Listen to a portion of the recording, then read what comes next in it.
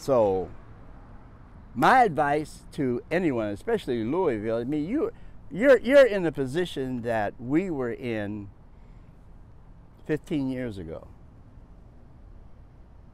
And I would advise those that are pushing for police reform to learn everything they can, not only about New Orleans, but about the other cities that have had consent decrees. And when you start pulling the various consent decrees of others together, you begin to see a narrow road that's going to allow you to imagine and envision what a consent decree for you should be. Study these other consent decrees. Try not to go into these negotiations this is my advice to the city, of being defensive. Recognize you've got a problem, and get everything out of it that you can. Instead of wanting to minimize the oversight, I'd say get as much oversight as you can get, because you got problems there you need to fix, and they're not going to be easy to fix. And there's going to be resistance too. There are people who don't want things to change, and that's a real factor. And I hope it goes well for Louisville, and we'll all be watching. Do you root for a city like Louisville? Absolutely, you know, and I'm gonna make the offer. Please reach out. Sometimes you're not gonna agree with everything that they want you to do, but I would say stay the course. If you want a better police department, you want to produce a better police officer, just hang in there, stay in there. But again, I think the most important thing that any department can do that's going to enter this is two things: to make sure about what I said about it being very clear, concise, and also having those measurable things in the consent decree. And the next thing I would do is have a partner city, someone you know who is into it or been through it and knows all the ramifications that go along with it, all the processes and little small details that you might not think of. Partner with another city who has been through it, is going through it, so you won't make the same mistakes that they did. Because that's what I'm here for. If I could offer it to Louisville, I'll tell you the things that we probably didn't get right in the beginning, but we're doing it now, like I said, the measurable things. But I would definitely tell them to reach out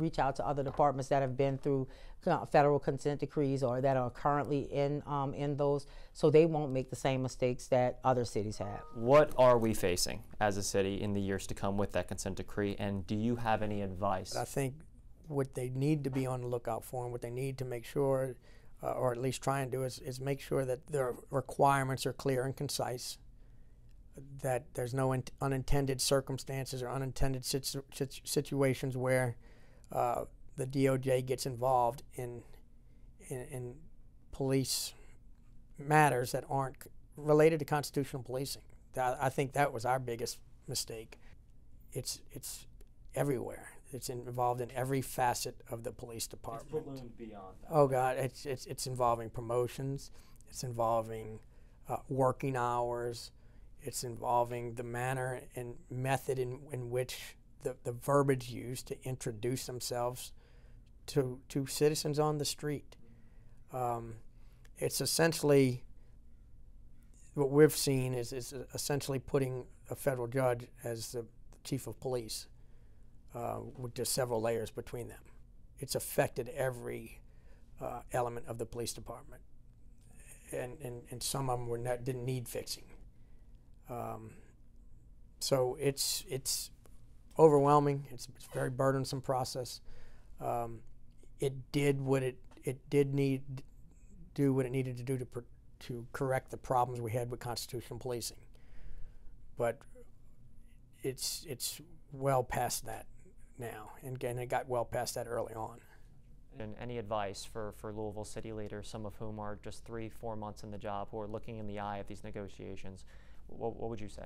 Well, they just need to go in with their eyes open, and you need to plan for the long term.